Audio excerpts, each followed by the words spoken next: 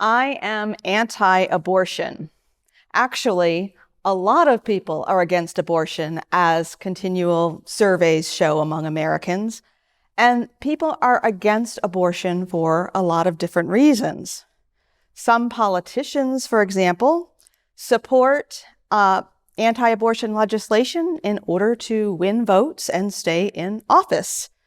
Sometimes that is even the only way they seem to really oppose abortion, as shown when, in their real lives, they choose or even coerce abortion upon women they have impregnated. There's the former RNC deputy finance chairman who paid $1.6 million to a Playboy playmate with whom he had an affair after she aborted his child. And then there's the Pennsylvania Republican who resigned in 2017 after it was revealed that he had urged his own mistress to get an abortion. And then there's a Tennessee congressman who supported his ex-wife's 2 abortions before their marriage and then pressured his mistress, a 24-year-old patient of his that he was having an affair with, to also get an abortion. So one can clearly vote against abortion but still not be pro-life. And you can also be against abortion because you think that women who choose to have sex ought to face the consequences for their choices or even be punished for their sexual activity. This is actually, I think, the implied view of those who would seek exceptions to abortion in the cases of rape, incest, or other kinds of assault. And that implies a view that says that women who have chosen to have sex can't have access to the abortions that women who had sex against their will have. The basis of supporting abortion access in these cases belies a belief in the intrinsic value of every human life, regardless of the circumstances of conception. And you can also be against abortion in the same way some men that I actually know won't get their dogs neutered, because in such cases, they see this as some sort of hindrance against raw male sexuality, and they take it as a personal insult, as they would also in abortion. And you can also be against abortion in the way that some political dictators throughout history have opposed abortion for some classes and groups of people, but not for others. In Nazi Germany, healthy Aryan women were prohibited from getting abortions, but women in other groups had abortions encouraged or even enforced upon them. And you can even be against abortion for yourself, but not for others, as we hear repeated very often words like, well, I wouldn't have an abortion, but... And you can be against abortion, as I am, and as I think most everyday people are, because your opposition is based on a truly pro-life ethic, one that opposes abortion not in order to gain political power, not to control women's sexuality, not to control the population in certain ways, but rather simply because you believe that innocent human beings have a right to life that no one has the moral authority to destroy. You don't even have to be a Christian to believe this. Just consider pro-life organizations and groups such as Secular Pro-Life or New Wave Feminists or Feminists for Life of America. But if you are a Christian who is pro-life, then a whole host of factors becomes or should become part of why we oppose abortion. Now, again, I have no problem being described as being anti-abortion, because I am. In fact, decades ago, when I was much more heavily involved in the movement and there was a lot of debate and controversy over what terms should be used, particularly by the media in covering the issue, I argued for the use of these terms because of their specificity and because of their clarity and because of their truthfulness. But alas, we live in kind of a marketing age and branding is important. And we have adopted the terms pro-life and the other camp pro-choice because they are much more marketable, much more pleasing. There's an interesting history of these terms. According to the Oxford English Dictionary, the term pro-life first appeared in 1960 in a parenting manual and was adopted by more progressive people who were opposed to not just abortion, but also the death penalty. The term pro-life began to appear even before Roe versus Wade, as right-to-life groups were formed around the country. And when that ruling eventually dropped, the term pro-life was at the ready. And interestingly enough, the pro-choice camp came up with their label in response to the pro-life term because it was so rhetorically brilliant that the abortion rights camp wanted to come up with something equally marketable and inviting. I think the pro-life camp won on this one. It's hard to argue with being against life, much as people might try. So all this to say that we ought not to be ashamed of being against abortion. Abortion is the intentional and deliberate and premeditated taking of an innocent human life. How could we before that? When I came to be pro-life many years ago, it was drilled into me that we were pro-life from womb to tomb. This meant that we opposed not only abortion, but also infanticide and euthanasia, anything that would be a direct physical attack against a human being. But between the womb and the tomb, there are countless ways to breed a culture of death, a spirit that is anti-life and therefore anti-Christ.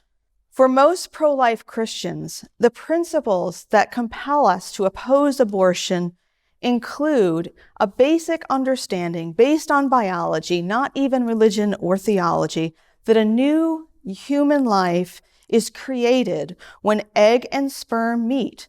This is a discovery that was made in the 19th century as a result in part of the technology of microscopes. It has been in medical textbooks since then and still remains in basic biology textbooks that this is when a unique human entity is formed. That is the first principle for anyone in being pro-life. The second principle is the belief that all human beings are made in the image of God. This is essential for those of us who are Christians and forming our views on abortion.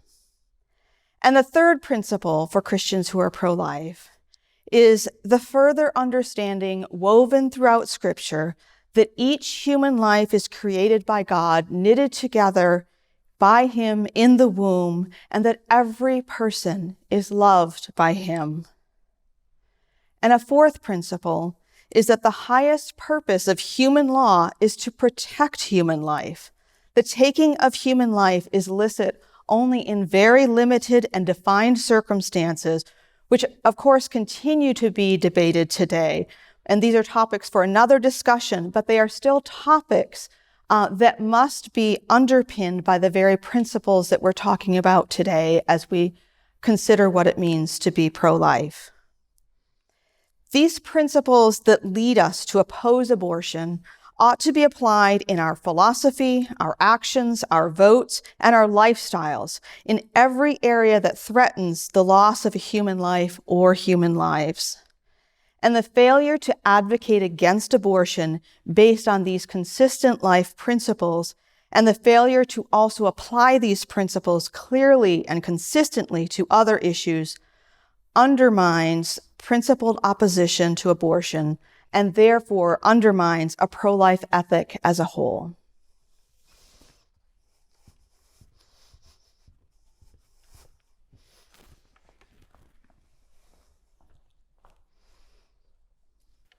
Joe found the young girl unconscious in her upstairs closet.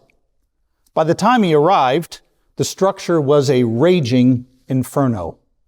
No one else dared go inside. Scooping up the girl, he took his only exit out a second-story window into the thorn bushes below. The girl lived, but Joe sustained 2 broken ankles and a lot of scratches and an avalanche of questions from those who didn't lift a finger to save the girl. The media wanted to know how he planned to pay for the girl's food, clothing, health care now that he had rescued her. A pastor asked if what he was doing to fight the inner city poverty was reflected in the way he saved the girl. The social justice coordinator at a local parish insisted that if Joe truly cared about saving lives, he'd care about all life, including refugees, immigrants, the poor, those that were disadvantaged. And finally, a local congressman wanted to know if Joe really cared about saving lives, would he support tax increases aimed at fire prevention? Joe just kept looking at the girl. I want to talk about this topic. What does it mean to be pro-life? And I'll tell you why this is significant, men and women. The definition of what it means to be pro-life has been twisted. Historically, pro-life has meant you were pro-life for the life of the unborn. Pro-choice meant you were pro-choice on the question of abortion. What has happened is the term pro-life has now been changed from pro-life in the womb to quality of life outside the womb. In fact, some of our own leaders have adopted this language. We are told, for example, that in order to be truly pro-life, we need to switch from, quote, pro-life, unquote, to whole life. As one pro-life leader put it, it is troubling that we are more concerned about the unborn and not equally concerned for genocide in Danfur, not equally concerned about refugees, immigrants, and sex trafficking. We need to be, as she put it, as passionate, as engaged on those issues as we are life in the womb. And if we aren't, we are betraying our fundamental pro-life principles. Now, keep in mind something here. This is not an attack on individual pro-lifers where we say to pro-lifers, you're not doing enough, as much as it is an attack on pro-life organizations saying that your operational objectives must now reflect a whole life perspective. And if it doesn't, you aren't really pro-life in your organizational, operational objectives. Now, let me say up front, as Christians, our ethic should be broad and inclusive. As a Christian, I should care about sex trafficking. I should care about refugees. I should care about immigrants. And if I'm not, there's something wrong in my Christian worldview. James is very clear that godliness entails caring for the widow, caring for those who are in need. But it does not follow from this, men and women, that the operational objectives of the pro-life movement must be broad and inclusive as well. And the point I want to argue today is simply this, that pro-life organizations should resist, indeed must resist, any attempt by those who label themselves whole life to rewrite the operational objectives of the pro-life movement. And I want to go over 5 reasons why. Number 1, that attempt to rewrite unfairly puts demands on battle-weary pro-life advocates. Number 2, it appeals to a false sense of moral equivalency. Number 3, it fails to distinguish Christian ethics from operational objectives. 4th, it's not going to convert our opponents. They're not going to come to our side because we do all that they demand. And finally, it ignores the fact that pro-lifers do care for children outside the womb. First thing, unfair demands. Here's the question all of us need to ask. How does it follow that because pro-life advocates oppose the intentional killing of an innocent human being in the womb, they have to take responsibility operationally, organizationally, for everything else that's wrong in society? Imagine if your church opened a daycare center in downtown Philadelphia and you cared about violence to children. And your church, in response to that, said, we're going to open up a daycare center only on school days, 3 hours a week, for kids that are under the age of 12 so that moms can come home in the inner city and just have a little time to get supper ready, have a little time to get squared away, catch their wits before the kids come home. Imagine your church at great expense opens that daycare center and a critic knocked on your door and said, you don't really love kids? Because if you did, you would treat all kids. You wouldn't just be open for elementary age kids. You would care for all kids. And by the way, high school kids have problems too, Oh, and not only that, what are you doing about gun violence in the inner city? What are you doing about the fact that there's too many criminals running around doing gang-like activity? And what are you doing to relieve the poverty that is underneath all this violence to begin with? You don't care about kids. You just care about one group of kids. Anybody that said that to your pastor is out of his mind.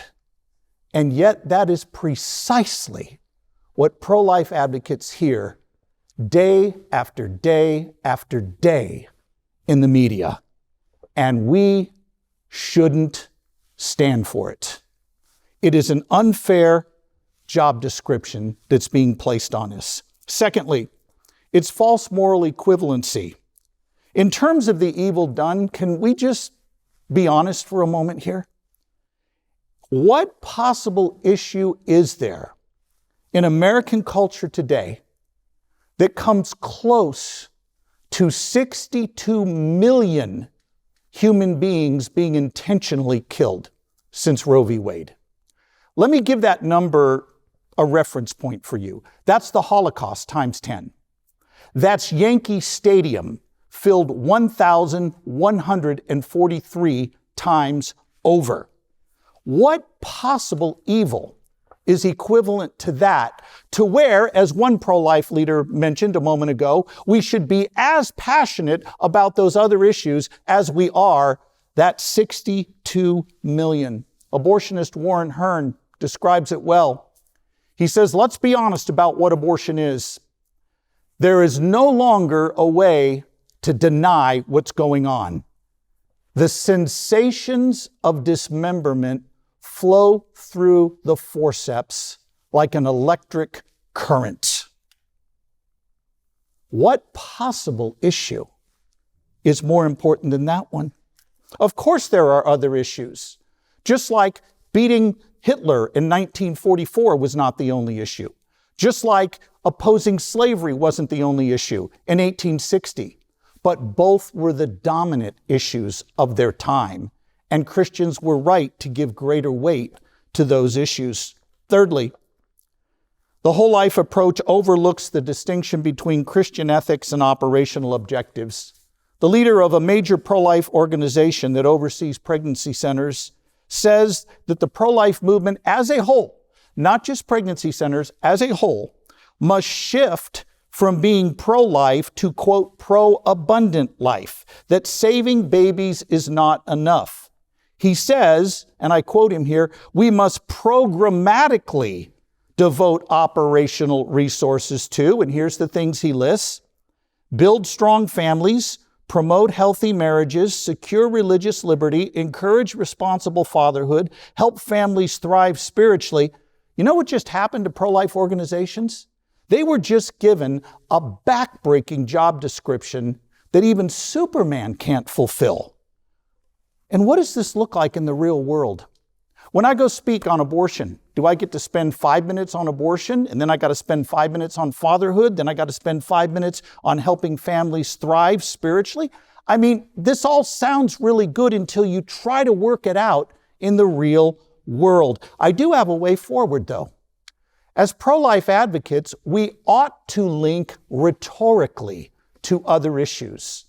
We should use issues like the civil rights issue, like the treatment of Emmett Till, the 14-year-old African-American boy that was lynched by racists in the 1950s. We should use parallel issues to demonstrate that the treatment of human beings made in the image of God, that treatment, when it's a Holocaust, when it's mistreatment, should not be tolerated.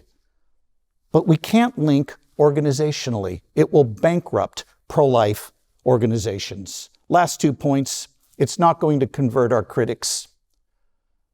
Suppose the pro-life movement does everything our critics are asking of us. We take on all those other issues. Will they become pro-life? Not in a billion years. I've been speaking pro-life professionally for 32 years, and never once when I've called the bluff of a critic who said, you don't really care about life, when I called their bluff and said, okay, for the sake of argument, I'll do everything you want. Not once will they then agree to become pro-life, because in reality, what they believe is that abortion is a fundamental right. If that's their true belief, they should defend that, not change the subject. And by the way, it's not pro-lifers who don't care for kids after they're born. It's pro-abortionists. They're the ones who won't even protect kids after they're born who survive abortion procedures. The Senate in New York wouldn't do it. The U.S. Senate here wouldn't do it. They're the ones who don't care about kids after they're born, not pro-lifers. Pro-lifers actually do care. Pregnancy centers outnumber abortion clinics nearly 3-1 in America today. They are paid for by people like you, like me, who give sacrificially with no funding from the government at all. My colleague, Mark Newman, puts it well. He says individuals and organizations that make it their exclusive mission to save these children from a culture hell-bent on butchering them have nothing to apologize for. They don't need additional causes. They need additional support.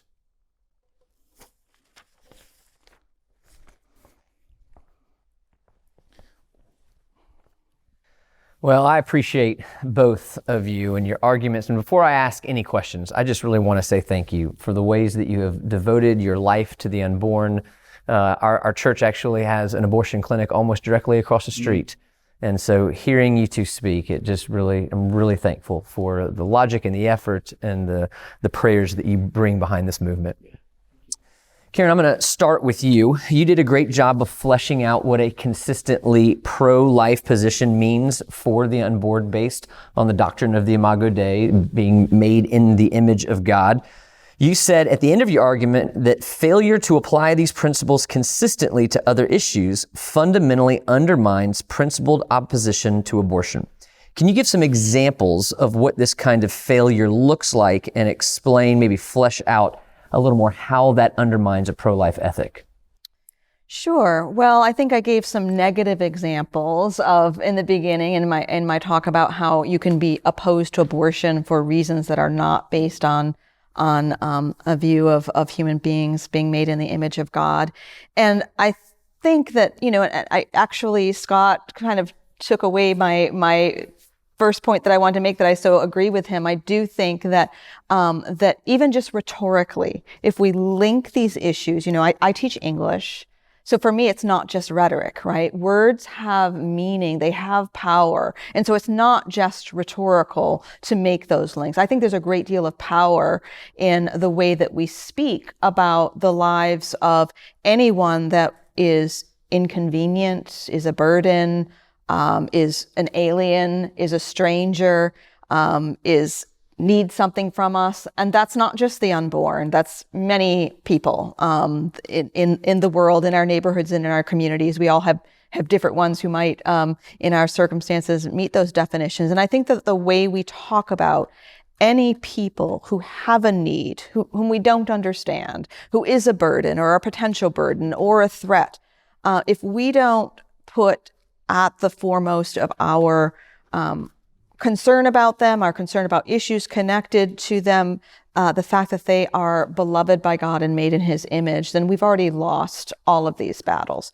And so I do think in many ways this is a rhetorical battle. I think that many people who see pro-lifers as being inconsistent and being hypocritical, not the ones who won't be converted, because I know that there are many like that. I've always said that there are, two kinds of pro-choice people, ignorant and wicked. And so there are people who are ignorant, or who have been misled or led astray or are confused, or haven't thought through the issues. I know I was one of them. And I think that the way we talk about any human being who is, facing one of these issues or having an effect on our life that we fear or don't know how to deal with, that we lose the battle for abortion when we treat any of these people without the dignity, even in our rhetoric, in our posture.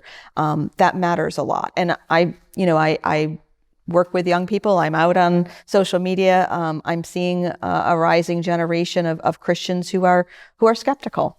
And I think that, we can still win them over to this issue, but we have to show them that we really believe what we say.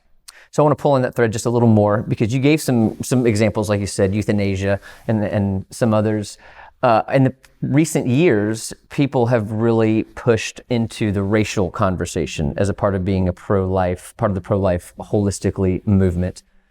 What do you say to that?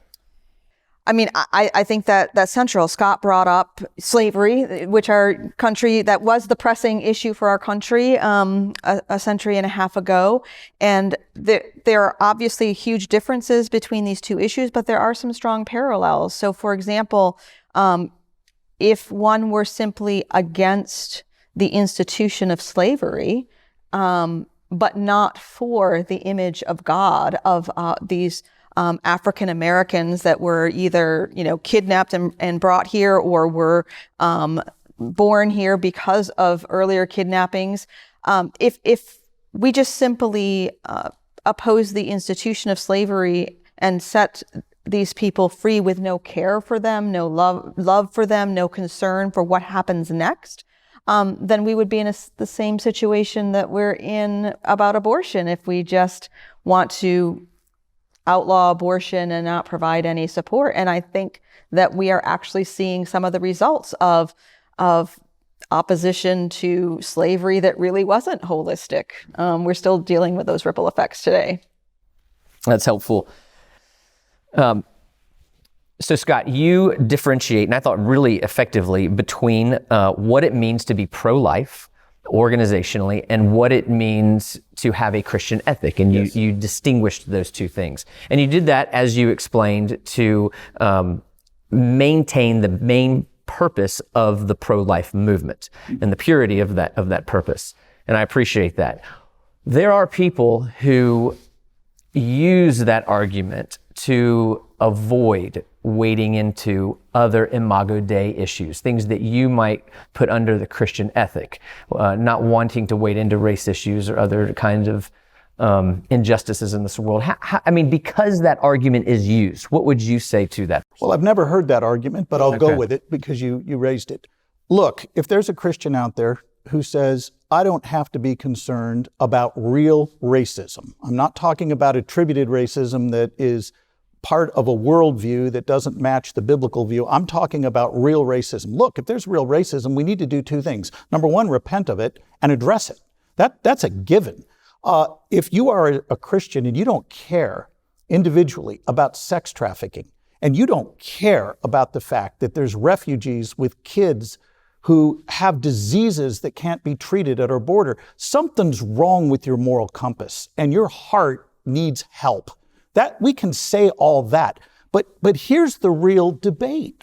What's being said by our critics is not that individual pro-life Christians are not being holistic enough. They're blaming our movement as a whole for not being that. And I am not going to go for that. I am open to somebody saying, Scott, I'm not seeing lived out in you your pro-life convictions the way I think biblically should be. And that's why we all need to be part of a local church, because we all need to be open to that kind of correction. We are blind. We don't see things we ought to see. But to say to a movement dedicated to saving children, you're not doing enough. To say to people, in some cases, who for 50 years at great personal expense have lost their homes because they were praying in front of a clinic, they're not allowed to earn an income. To say to them, well, you're not really pro-life because you're not taking on all these other issues. I just find that supremely arrogant. And I'm not talking here about what Karen said. I'm talking about our critics on the outside who really level this kind of charge. So I can make that distinction. And maybe there are some who abuse it, who use it as an excuse, but it doesn't follow that the distinction isn't a good one. Well, and I appreciate the way that you identify that those in the pro-life movement, even if a woman in some cases chooses to go through with the abortion, they will walk with them to try and help them. That's every pregnancy center in the country. I appreciate that you pointed that out.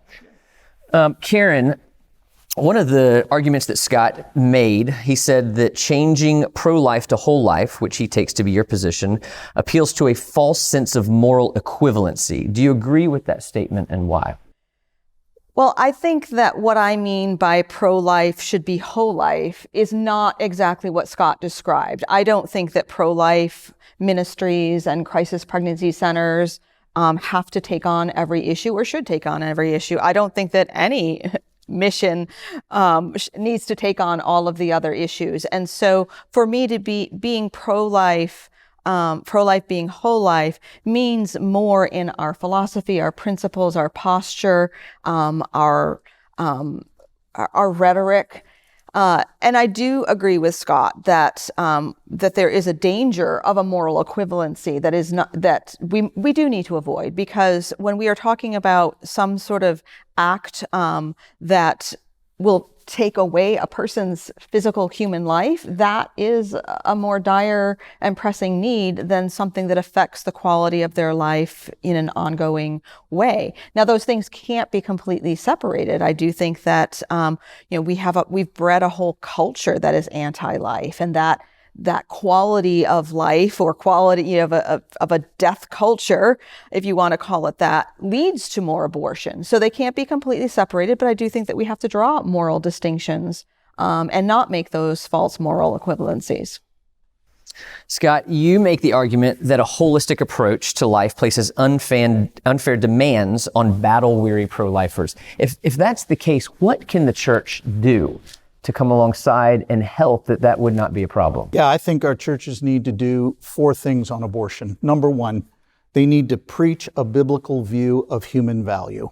In other words, human beings have intrinsic dignity in virtue of the kind of thing they are.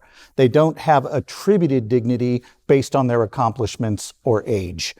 They need to preach that biblical view. Secondly, they need to preach that abortion is a sin, that it intentionally takes the life of an image bearer. And we see this taught. Exodus 23 teaches it in the Old Covenant. We see it in Matthew 5 in the New. These are clear scriptural principles.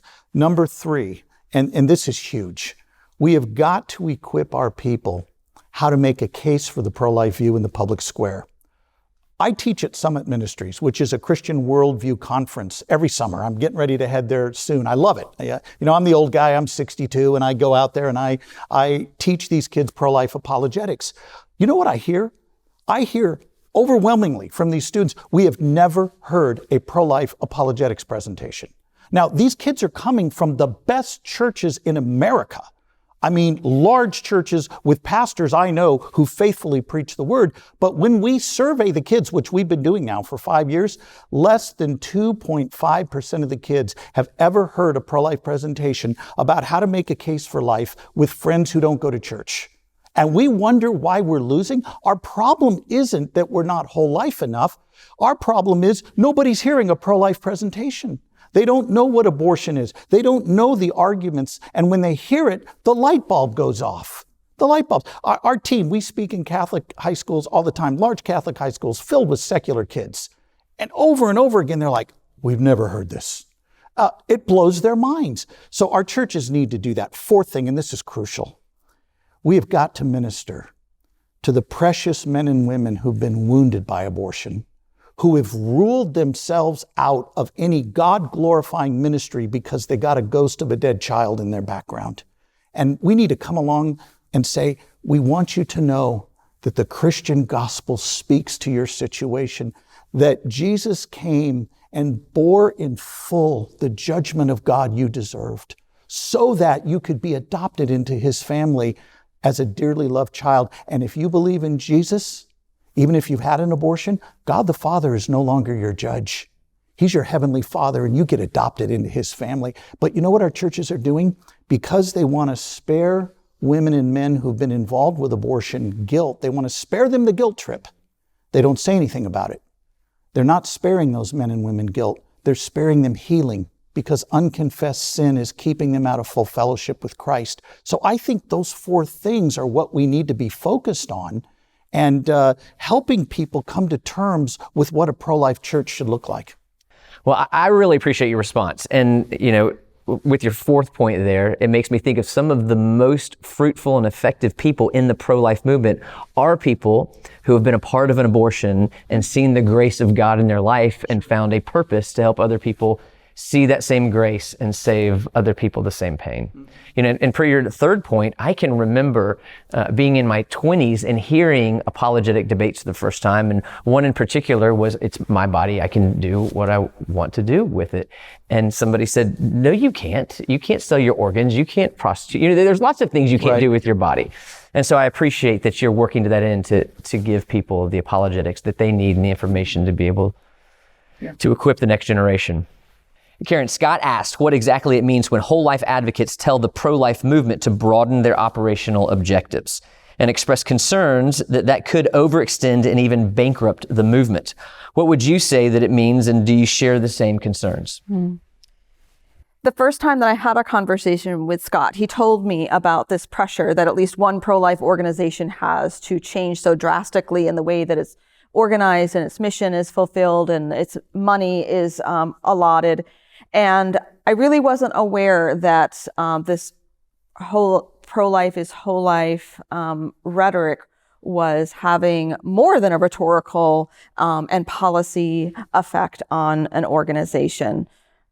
I do wonder, to be honest, if it's a bit of a straw man argument, because I don't think that the people who are well-founded in their criticism of the pro-life movement, pro-life politicians, or even pro-life individuals are basing that criticism on the way we spend our time and money. I do think it is more, again, our posture, our heart attitude, our rhetoric toward other issues that involve not just quality of life, but actual literal lives that are in danger, whether it's refugees, whether it's Black lives, whether it's anyone who's oppressed.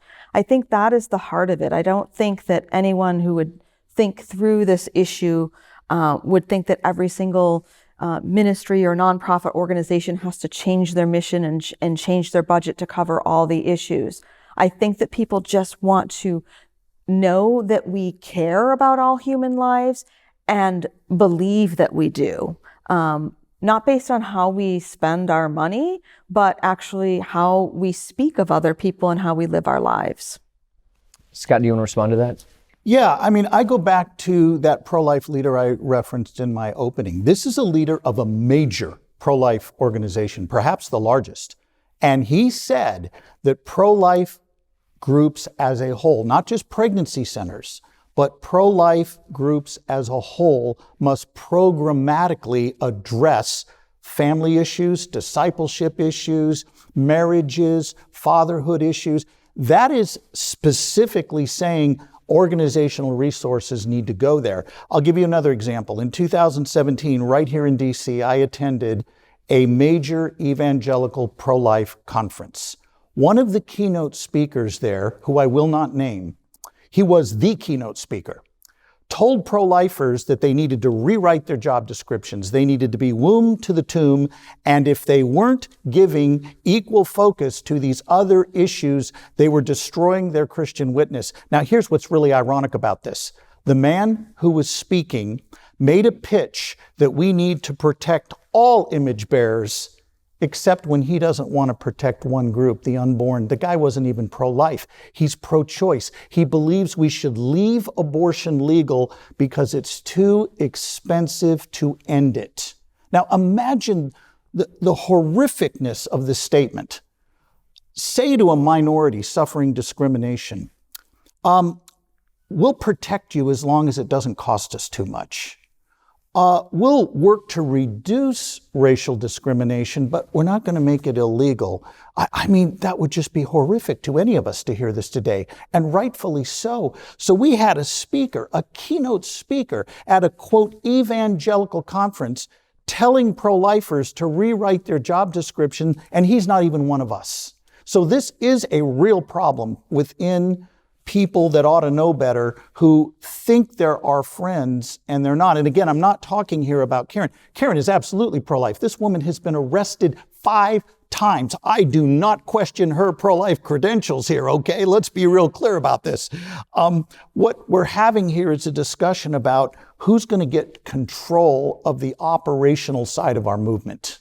And there is a real threat. And actually, I've been cataloging a lot of this, and I've included it all in the new edition of The Case for Life that will be coming out next year. But yes, it is a threat.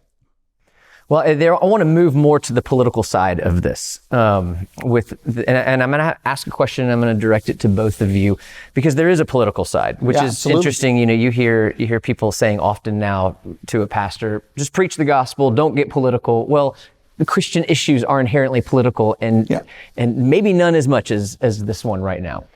So what would you say to the Christian who has been conflicted? This is going more to the grassroots issue, because they have two candidates. They can vote for Donald Trump, who is who's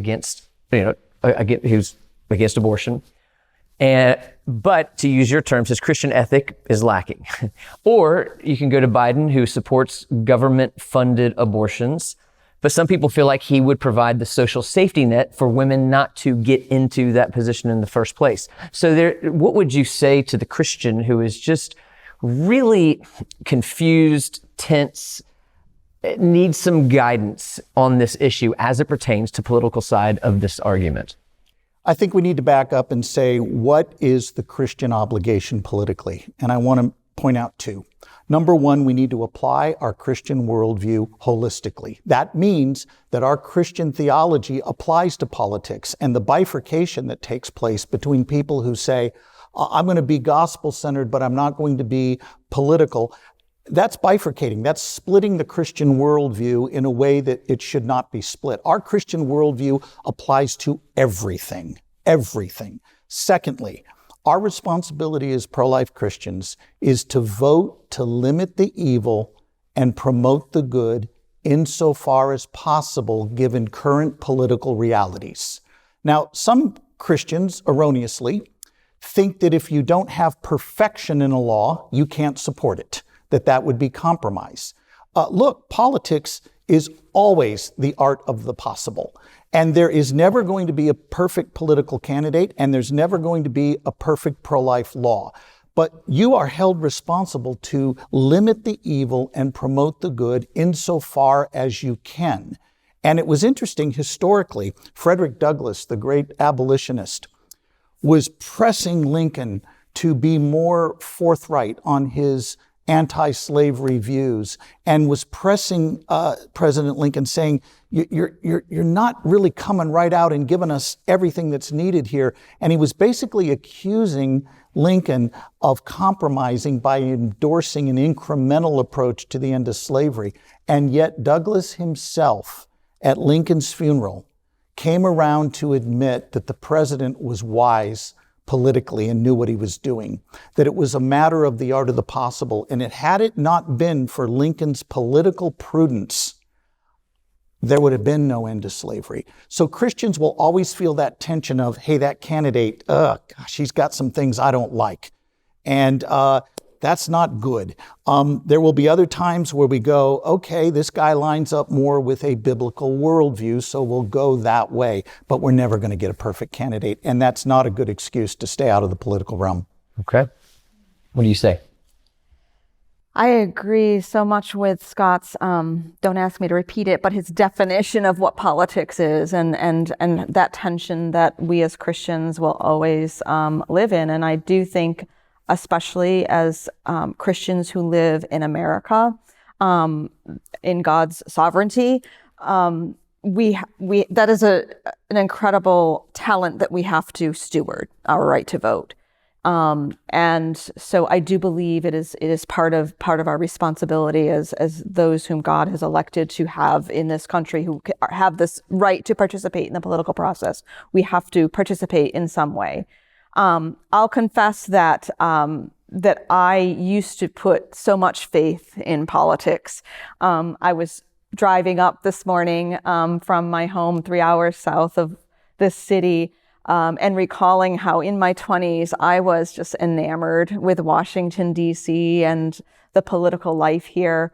I even slept out on the sidewalk overnight, not far from here, on the steps of the Supreme Court one night, because I wanted to get in to hear the oral arguments in a pro-life case that I was involved in that had gone before the Supreme Court, and got in there for a few minutes. And those were my younger days. I don't sleep on sidewalks anymore.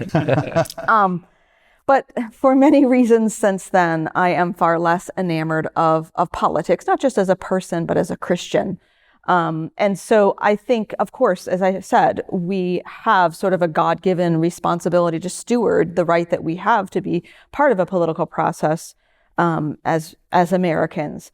But I do think that we have compromised too much and put too much faith in politics, and it has become an idol, and we are reaping the consequences for that. Just practically speaking, I have things in candidates that just eliminate them. If someone is in favor of legal abortion, then that's someone who won't get my vote. They are eliminated. If someone is a sexual abuser, that is a person that is eliminated. I will not vote for them. Now, this leaves often few choices, but it's a false binary. And it's this false binary that has gotten us where we are, that says we have to choose between this candidate or that. There are third-party candidates. There are write-in votes. Every state is different. But we have shackled ourselves as Christians in America by buying into a system that has more possibilities than we've been willing to see. We've been used. We've allowed ourselves to be used.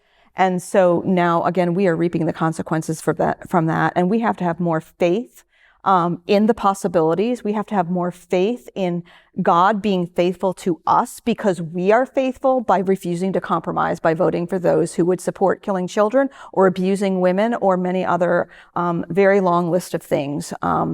That's what it means to be whole life.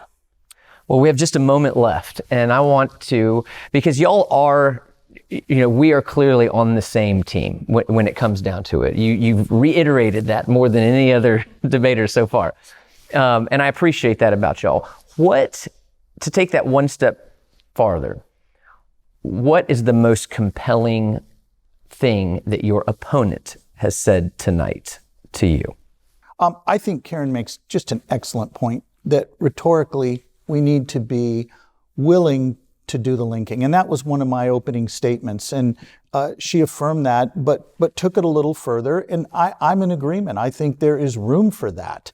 Look, we can make compelling pro-life arguments that link to historical examples of human atrocities that then link those atrocities to what's happening to the unborn in a very compelling way. I mean, think of the story, for example, of Otabanga, the African man who was put in a cage with a monkey at the Bronx Zoological Garden by followers of Charles Darwin. And he was encouraged to play with a monkey in there. This is what happens when you treat human dignity as merely attributed rather than intrinsic. And pro-lifers can use historical examples like these, and they ought to. We ought to be quoting Martin Luther King's letter from the Birmingham jail and talking about creative extremism, where we actually work to change this culture. And part of that creative extremism that King talked about was linking to historical matters that are parallel to the current issue at hand. So I appreciate that. I think that's good. And I'm going to walk away from this debate going, I made that point, but she actually pressed me to even take it further. And rhetorically,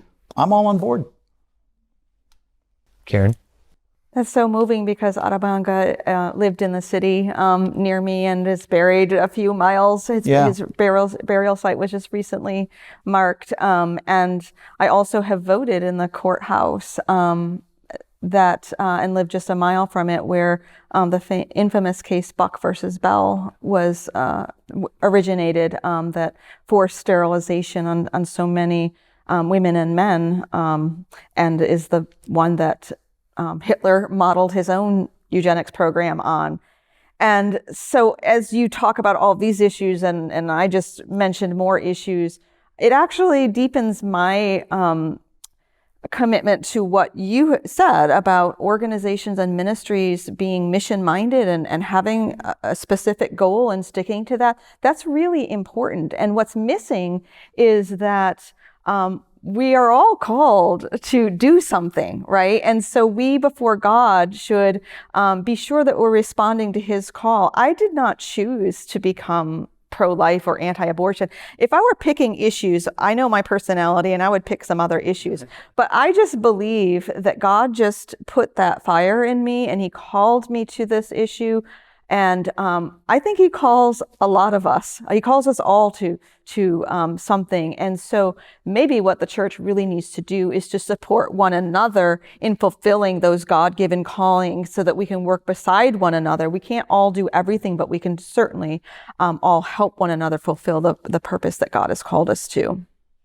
Well, I'm thankful for you both. There's a lot of talking going on out there, a lot of talking on TV, talking on social media, but you two aren't just talking, you're doing it. And we're very grateful for all the work that you're doing and that you would give us this time here in this debate. Thank you both. Thank you.